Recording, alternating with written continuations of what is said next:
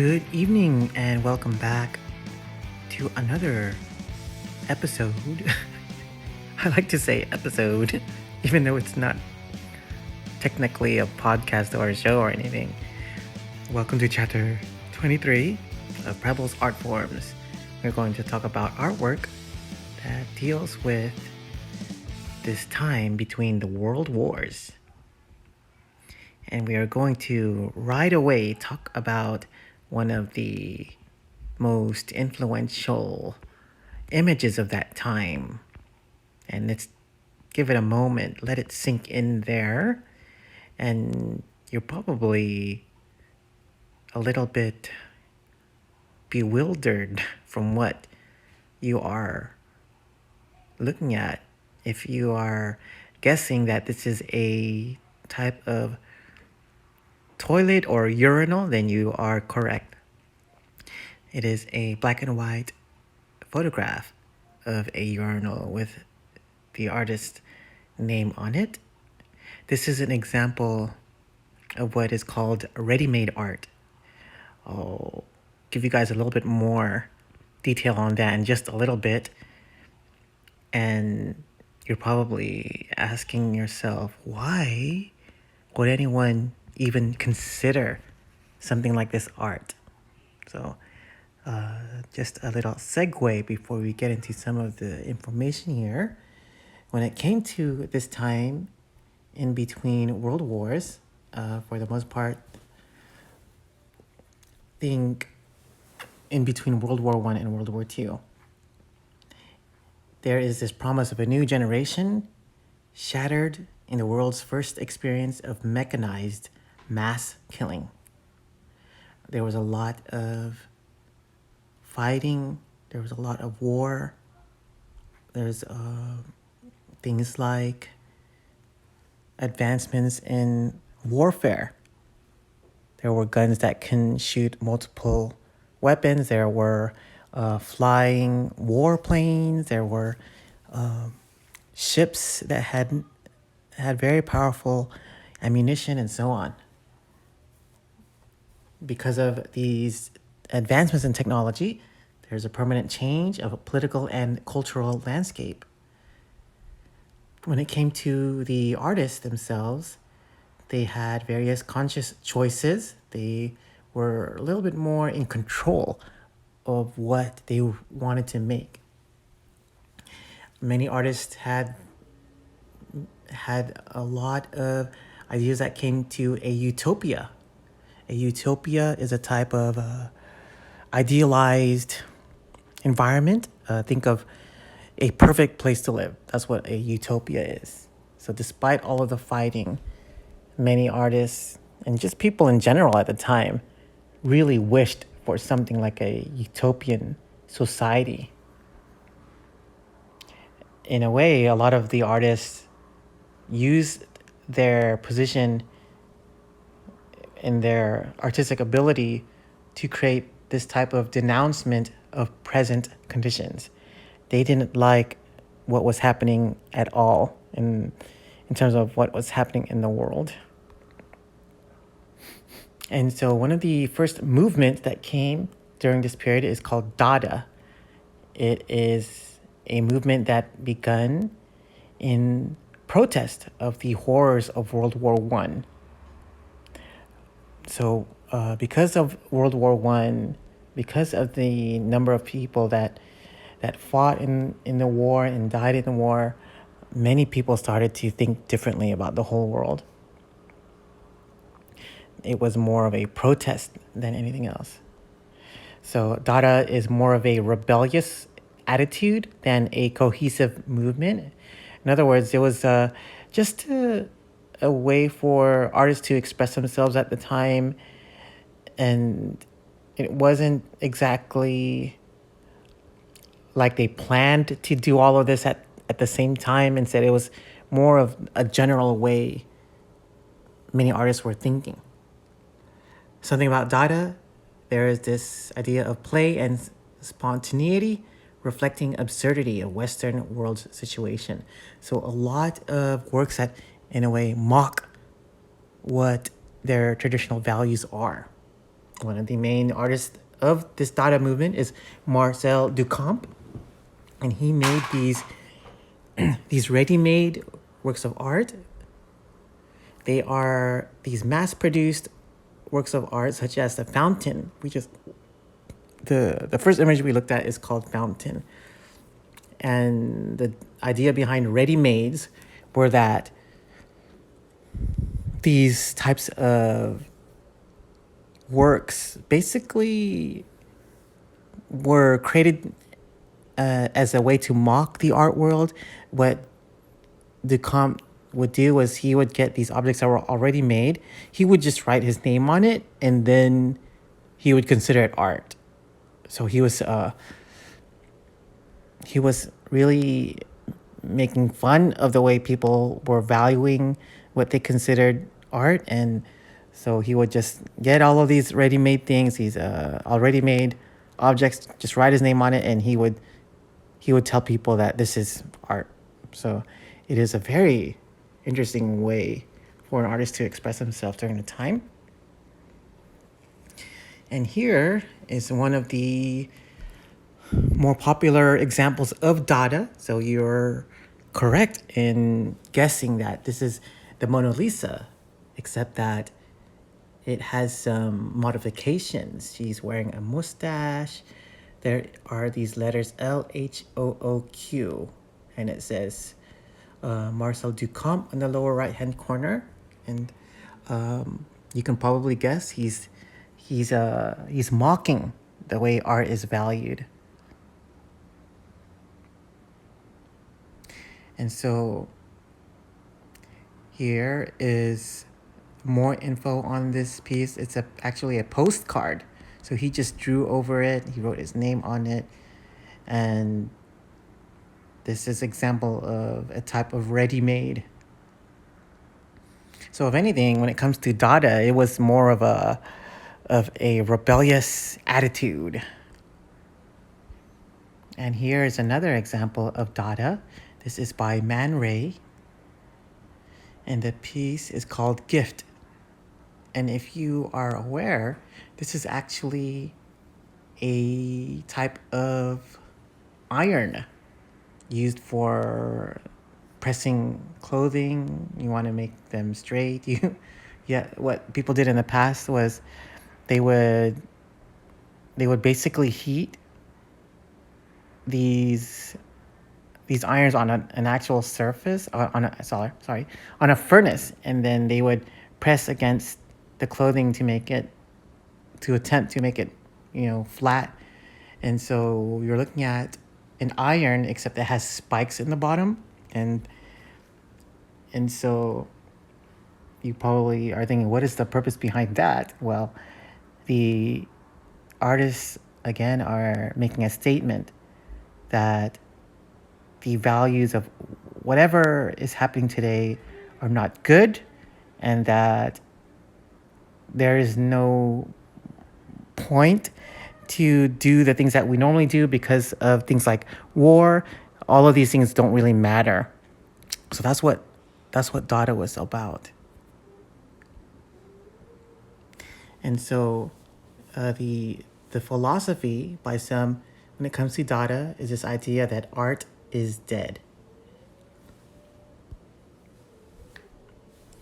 And here's another example that came from the Dada movement. So you're looking at a mixed media piece with a lot of different images and photography. You'll see half of a man, of a couple men actually.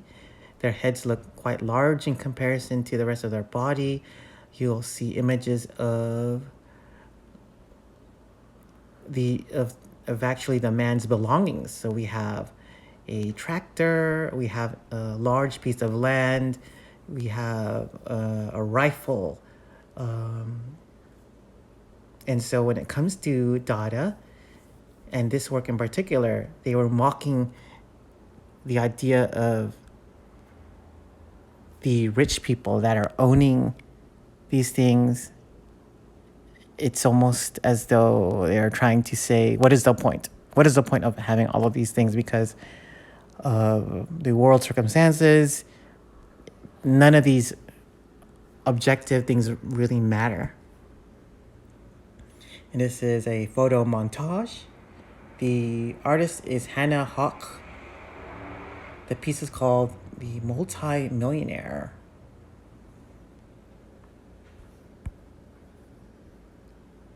And now we're going to shift a bit from Dada to talk about surrealism. Surrealism is a time when it came to the importance of the unconscious mind, dreams, fantasies, and hallucinations.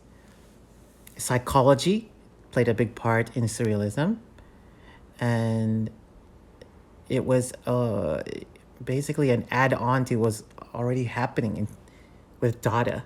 So when it comes to surrealism, think bizarre, think out of the ordinary. And here is an example of surrealist art. Very abstract. You're probably looking at a series of figures.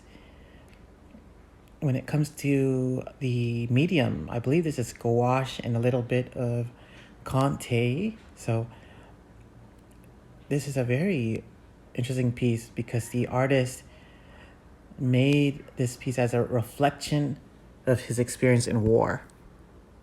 The piece is called The Horde by Max Ernst, made in 1927. He uses a technique called frottage, which is where he would rub a canvas over a textured surface to capture the patterns and images. So imagine having the canvas and basically the artist would put it over a particular area and he would just begin coloring over it, and you're seeing just the leftover shapes. That's what frottage is. We are looking at the silhouetted monsters in a violent scene. The story behind Max Ernst, he was fighting for the German army. I believe that he fought in the front line, and he was basically traumatized by his experience in war. So he probably saw a lot of death. He probably lost many friends. And so almost, I would say each of his works are based off of his post-traumatic stress disorder. And this is just one example of his work. I think that if you guys have time, look him up. Look up Max Ernst. He has really, really, really beautiful work. If you like surrealism, you'll like his work a lot. And here is one of the most iconic works of art that would, in a way, represent surrealism. We're looking at these melted clocks. We are looking at a landscape in the negative space, which is representative of the artist's homeland. We are looking at a very abstract part of a face, a empty tree, a watch. Again, I mentioned the clocks. I see a pocket watch and there are ants on it. And so when it comes to surrealism, you're looking at objects that you may or may not recognize, but they are placed in a very bizarre manner. And this work of art is by Salvador Dali, and the piece is called The Persistence of Memory. Something about Salvador Dali, he made his works as a way to, what he called, he used his paintings to, and he would describe them as photographs of his dreams. In other words, images of his nightmares. And when it comes to Salvador Dali's style, it's beautiful because, for one, he renders objects in a very academic style, but at the same time, he manipulates them enough to make the viewer feel almost uncomfortable. You can say that he's creating these juxtapositions of unrelated objects. And now we're going to talk a little bit about abstract surrealism. So there is surrealism, And then there's abstract surrealism. What these works are about are suggestive, open-ended elements that emphasize color and design over story. And here is an example of abstract surrealism by Jean Miro.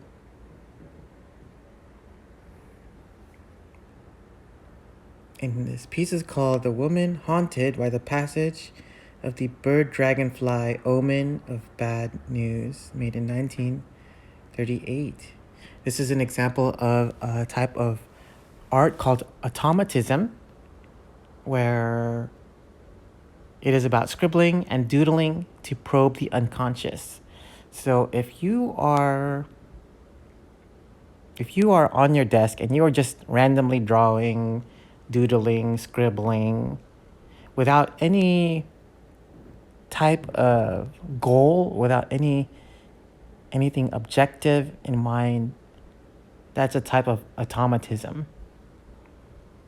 When it came to this work here, the story behind it is, if I can remember, there was a really big event happening in Europe. Basically, they were finding out that countries of similar interests were joining together. So it was almost like the time when the Germans and the Italians wanted to forge a type of alliance. And when they did, many people around the world were frightened that, we have a dictator here and we have a dictator there, and now they're joining together. Now what's going to happen? I think the world is going to go up in smoke. So that was the idea behind this work here. And here is another example of abstract surrealism. Maybe some of you remember looking at the early painting "Se nasi pa una pipe." This is not a pipe. This is the same artist, actually. And so you're looking at two figures. It seems as though they are intimate, but there is something covering their face. And this piece is called The Lovers by Rene Magritte. And he had a very interesting way to portray surrealism. It is this illogical form of realism that is similar to Dolly, but with different content. It's almost as though Magritte painted to make jokes, similar to the pipe painting. And now we're going to look at works that expand on Cubism. So maybe you can recall the Cubism from the past, the paintings by Cezanne and Braque. So you can say that there was a change in Cubism as well. And here we are looking at a set of rectangles and lines. Maybe if you remember, one of the art projects that we worked on is very similar to this piece here. And this is called this is by the artist Kazimir Malevich. And the piece is called Suprematist Composition Airplane. Focuses on supreme shape and color. And this is a language of airplanes so simplified that it is just an arrangement of flat rectangles. And so you're probably wondering, what is this kind of art all about? It looks like something that anyone can do. And so when it came to this movement, this suprematist movement, it really started in Russia. And even back then, it's kind of interesting because if you think about Russia and the U.S. relationships now, they're always, they're always trying to blame each other for things. They're always, finding ways to be better than the other. And even back then, even during the early 1900s, Russia was very similar, was still kind of thinking with that same mentality. So suprematism was really this idea that in Russia, they didn't have to go through the same things that were happening throughout Europe. They didn't have to make work like the Baroque style. They didn't have to make work like the Impressionists. They didn't have to make work like the Expressionists, and that their artwork was beyond that, and that they only had to use simple shapes to convey very strong messages. So that is the idea behind suprematism. So it's almost as though the artists in Russia wanted to prove that they have something that the rest of the world does not. So here is another example of that expansion on Cubism. Fernand Ledger, The City, 1919. So it feels like a combination of analytical and synthetic cubism, if you can remember our discussion on that, because first of all, it has this rhythmic use of shapes and darks to lights, but at the same time, it does have that omnipresent use of different textures, which make it feel like synthetic cubism. So you'll see some very abstract shapes. Just based off of the title, you can say that it is a type of landscape scenery, perhaps the city landscape. We are looking at hints of figures. We are looking at geometric shapes. We are looking at letters. You can actually see hints of the artist's name in here. I see a R, I see a L, and some others. And so this was made in 1919, again, an expansion on Cubism. And now we're going to talk about constructivism, and it is based off of this idea on building a new society.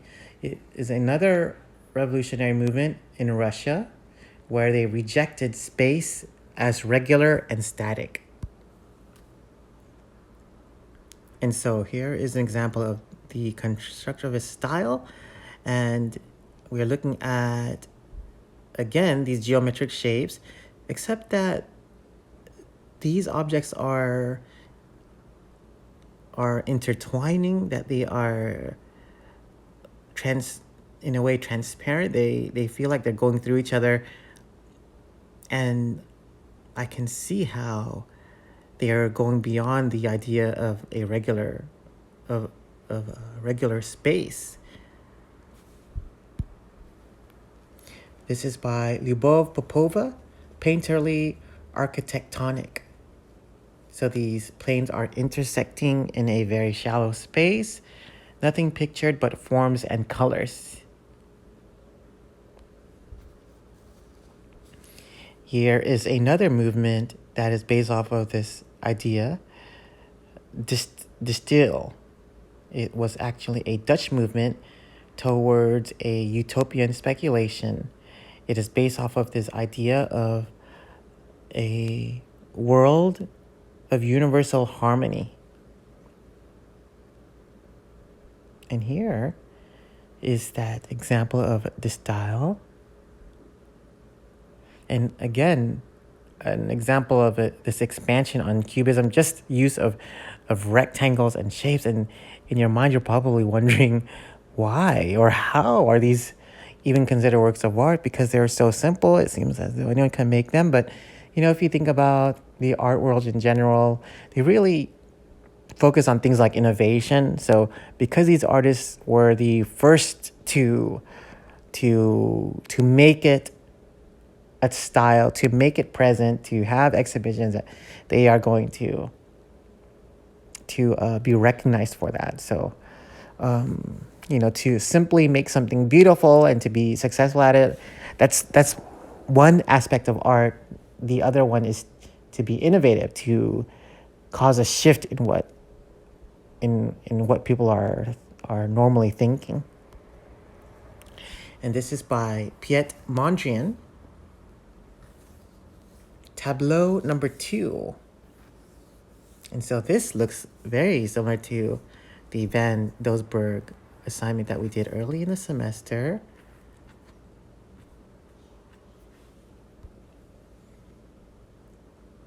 So when it came to this style, you can say that it influenced many things outside of just paintings, especially when it came to architecture. You'll see many buildings that are mimicking that style, that minimalism, and just using simple lines and rectangles. So this is an example of that. Schroeder House by Garrett Ritfield, 1924. And so when it came to these works of art, again, it is a type of protest against fascism and dictatorship, which is a common theme when it came to these works of art in between world wars. And this is probably one of the most popular works based off of that time period, Guernica. I'm hoping that you remember us talking about this from an early painting, so I'm not going to review those things. Just remember that this was part of this time period in between the wars.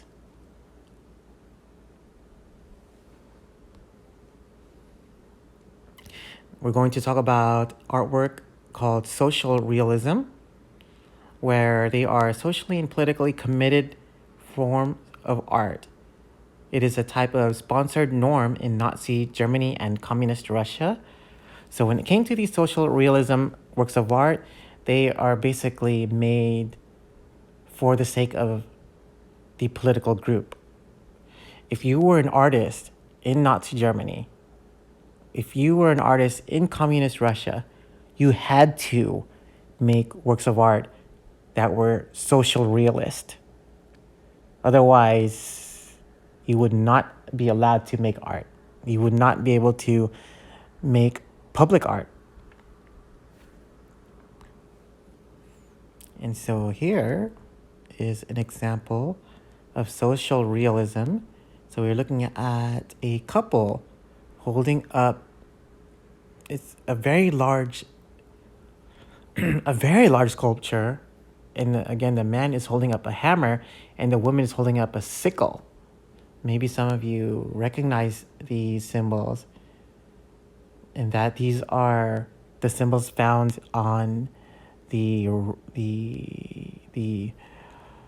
Soviet Union's flag. Maybe you remember that. It's red and yellow. It looks kind of like the Chinese flag, except the symbols are different.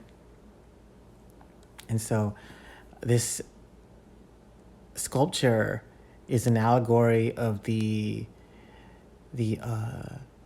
affiliation between the industrial workers and the farm workers. This is by the artist Vera Mukina. The piece is called Monument to the Proletariat and Agriculture. Expresses the communist vision of the state. And here is another example of social realism from a different region. And so you're looking at a scene here where it looks like they are picking up a man that has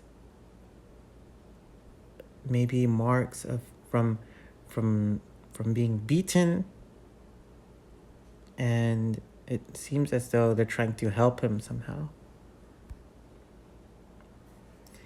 And so this is by Diego Rivera, The Liberation of the Peon, 1931. So when it came to social realism in Mexico, there was a Mexican revolution really against uh, breaking away from Spanish rule. You can say that the Mexican people at the time say that there are the Spanish and then there are the indigenous Mexican people, and that if you were indigenous Mexican, you would be considered a peon, and most of them were treated badly. Most of them were treated like slaves, and so this this painting is an example of the community trying to break them out of that cycle, trying to lift them up. And so these social realist works of art are really about persuading the world to view an idea a particular way, to promote this idea.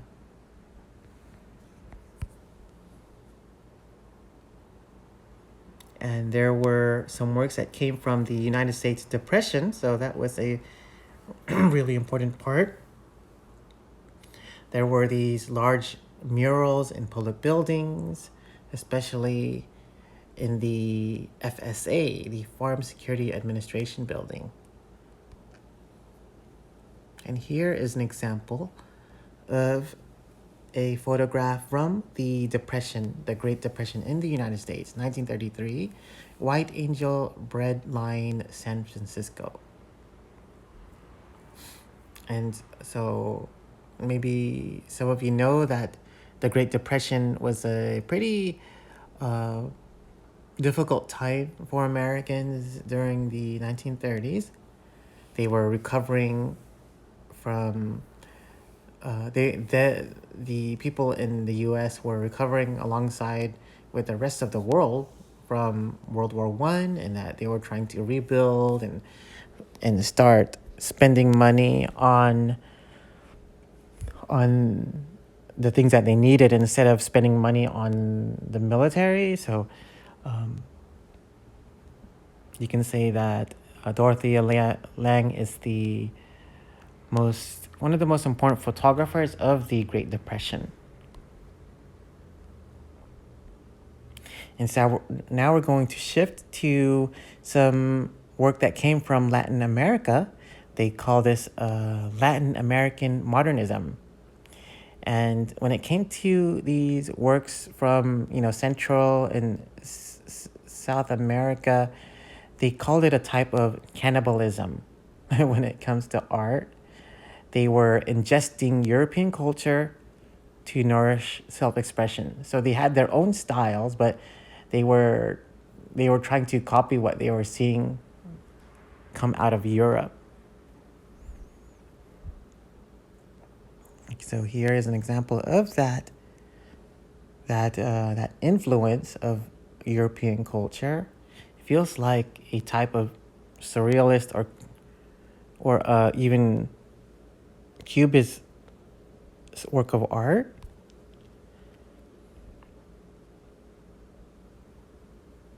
Tarsila do Amaral Abaporu.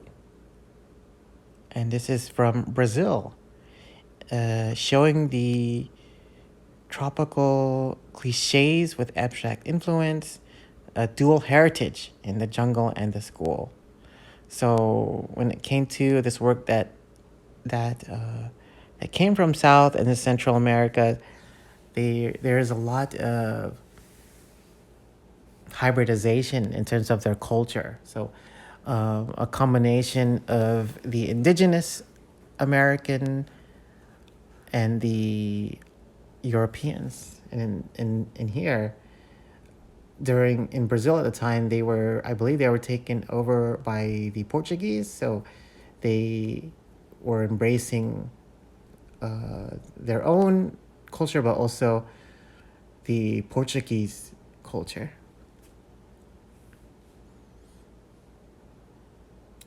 And here's another example of the work that came out of this Latin American modernization.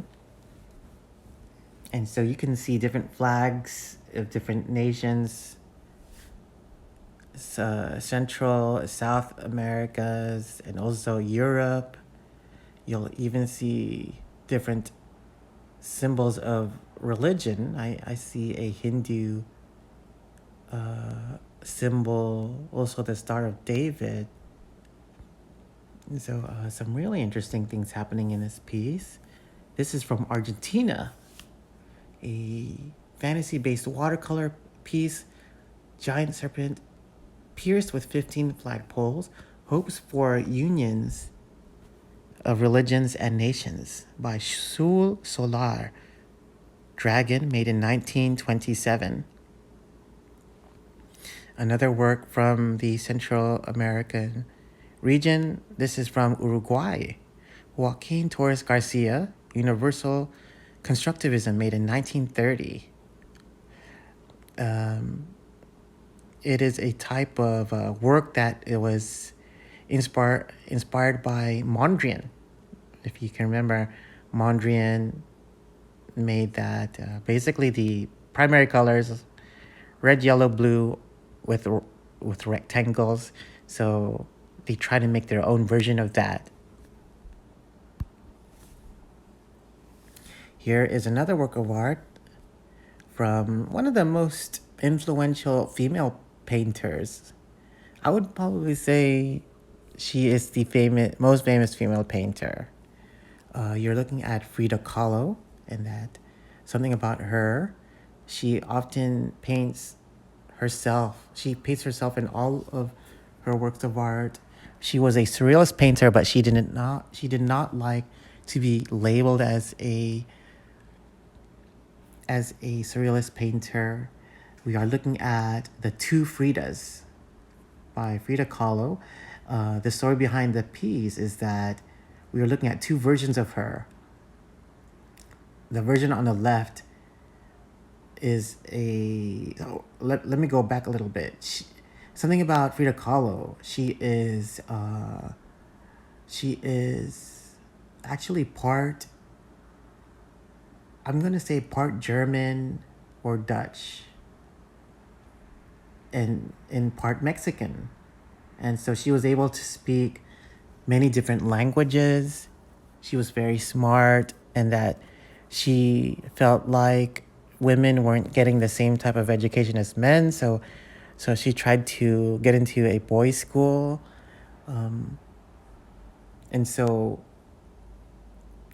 on the left side, she's wearing a white dress, in that it is more of a European style dress, so perhaps from her father's side. But on the right side, she's wearing a more traditional Mexican dress.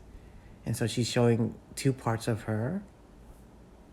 But if we can go beyond her attire, you'll notice other differences. Like on the left, you can see her heart, and that there are these pictures of the arteries being connected to each other. On the left side, her heart looks like it's open, while on the right, her heart looks like it's whole. On the left side, she is holding a scissors that looks like it severed, or maybe it cut off part of the artery there, and there's blood dripping. And so if we were to go beyond something like culture and her cultural identity, you can say that's one part of the meaning behind the piece. What other people say is that this is about herself and her marriage. The left side of her is when she was married, and that she wasn't really happy. She was married to Diego Rivera, so hopefully you remember his name. And for on the left is it portrays her when she was supposedly married, and she was supposed to be happy, but it was actually the opposite. While on the right side is a portrayal of her without him, and that she is, fine without her husband and so on. And so this piece is called The Two Fridas, made in 1939. Very large painting, 5'8" by 5'8". And now we're going to look at some works based off of American regionalism, where many American painters were searching for they were searching in the US for national and personal identity. They feel that art was merely provincial and that they wanted to focus on the local.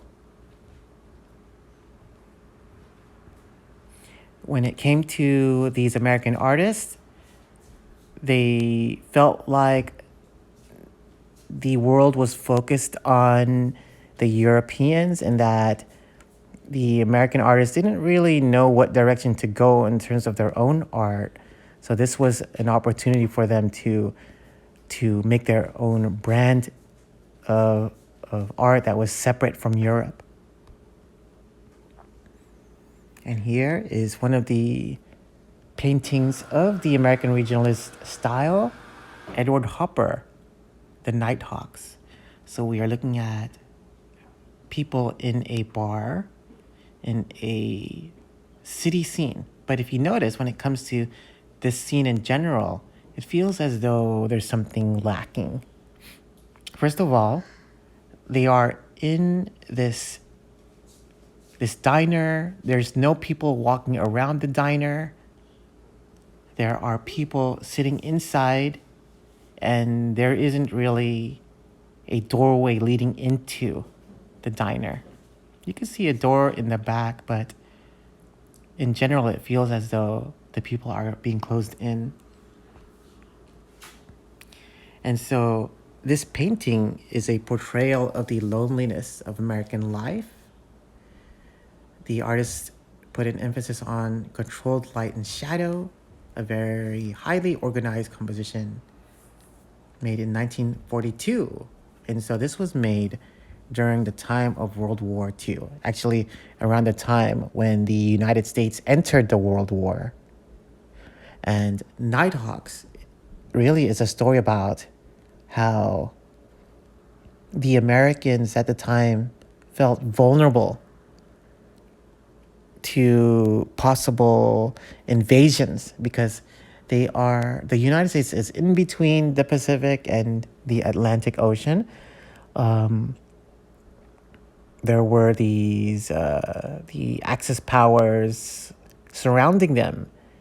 They can be invaded by the Europeans. They can be invaded by the Italians or Germany from the Atlantic, or they can be attacked from the Japanese from the side of the Pacific. So they were almost afraid that they can be invaded at any time. You can say that Americans didn't feel secure because of the country was in such a vulnerable position to be attacked.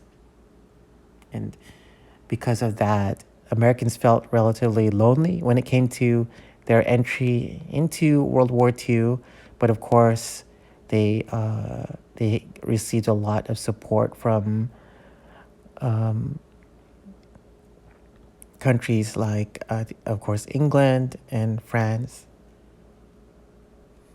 and many others. Another artist that came from American regionalist style is Grant Wood. He was influenced by Jan van Eyck and also Dürer. So he was influenced by these North European oil painters. He drew on stiff, long exposure portraits taken by 19th century photographers. So he actually made his paintings based off of photography. And here is probably one of the most iconic paintings of American regionalism. And what makes American regionalism so different? Well, first of all, this piece is called the American Gothic. If maybe some of you already know that, because it's a very famous painting. When it came to American regionalism, they had their own set of motifs. So if you look at the the man, you'll notice that there are many linear characteristics about him. He's very tall, he's very thin, he is holding a pitchfork in front of him, and that if you were to look at his clothes, everything was relatively straight. A lot of really straight lines. Even his nose, it feels very, very straight and very long, and even the line on his lips, everything is very rectangular, very linear. But on the woman, you'll notice that she has more circular characteristics. If you were to look at her her necklace, she's wearing a necklace that is an oval. If you look at the pattern on her dress, there are many circles and dots. There is these squiggly lines on her dress as well. So she has her own set of motifs. And now, if you were to look behind them, if you were to look into the negative space, you'll see hint of the Gothic style architecture. Remember the pointed arches from the different cathedrals? So if you look at the window on that building, it is a Gothic arch. On that window, you'll see the lines that in a way representing the man, the perpendicular lines. And then if you look at the curtains, they look exactly like the pattern on the woman. So when it came to American regionalism, they had their own set of motifs and symbology, and this piece, the American Gothic, one of the most recognizable works of that time. So the painting was actually about the artist's sister and the dentist. Some people say that it is a husband and wife. I think that the artist wanted to make it look like it was husband and wife, when it was really these two that were close to the artist just posing as these figures. Another artist that came from this American regionalist style, Thomas Hart Benton. He made realistic, easily understood style to depict American themes. A lot of muscular bodies and strong curvilinear forms. And here is the work by Benton. It looks very similar to a Cubist style, or even like the surrealist style. So American regionalism tried to touch upon some of what is happening in Europe, but was really going for something of their own. So you're looking at some figures that feel connected to Native American life and European life.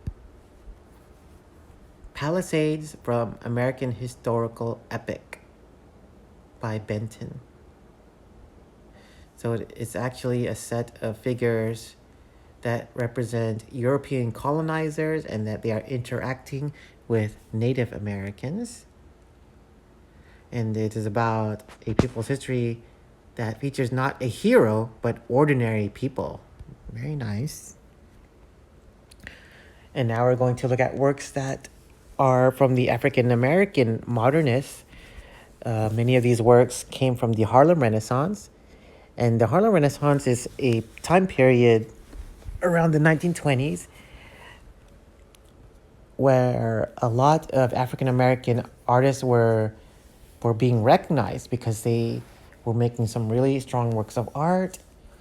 They were inspired by a writer that wrote this book called The New Negro, and it started this artistic movement that attuned to cultural heritage of African-based styles. So it was visual as well as written art.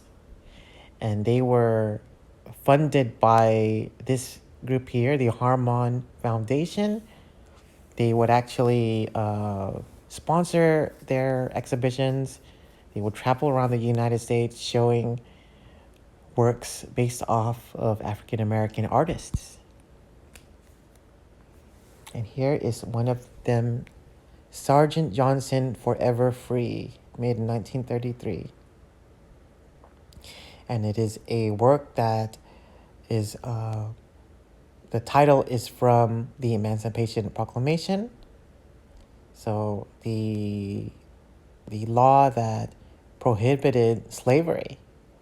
And this is a wood-painted sculpture of an African featured mother and children. So it's very interesting in that it is a sculpture of a woman, but the children are in a way embedded on her dress.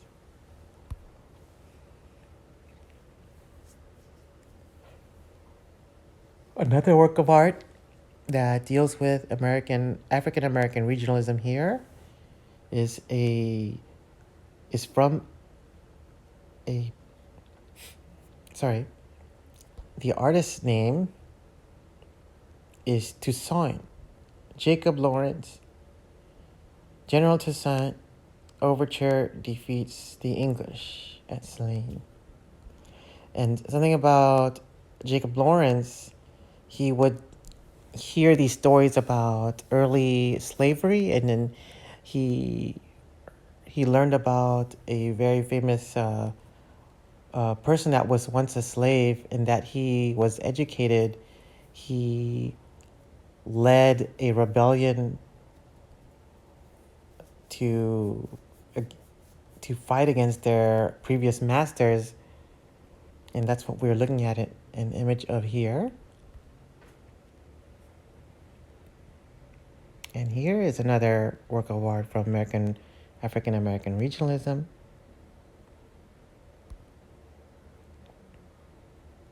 Archibald Motley Jr. and the piece is called Barbecue, made in 1934. The figures are under an artificial light, so it made them feel very vibrant, full of motion, all aspects of urban Black experience. The subject matter did not endear him to pretentious art patrons. In other words, when it came to Motley Jr., in a piece like this, he was trying to portray this side of African American life that wasn't exactly not acknowledged by the general American population. What I mean by that is, you won't see a lot of African Americans engaged in these types of fancy parties where they're wearing suits and they have this live entertainment. So they wanted to portray that the African Americans at that time were also, they had this type of lifestyle that, they had many things going for them. They had money. They were having, having fun at these parties. So it was a way for them to expose a part of African American life that wasn't really known by many American people. And now we're going to look at an example of organic abstraction. It is this abstraction creation group formed in response to the fascist communist refusal of abstract art. And here we are looking at a very abstract sculpture by Barbara Hepworth, Forms in Echelon. 2 pieces of carved mahogany suggesting growing plant forms. The holes open work to light and air.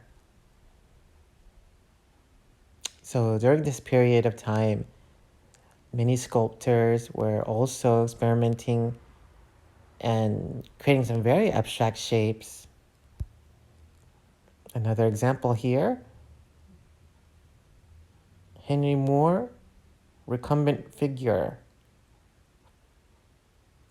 And the artist was inspired by the Toltec culture, the native Mexican culture, the Chacmul culture. Maybe some of you remember us discussing that.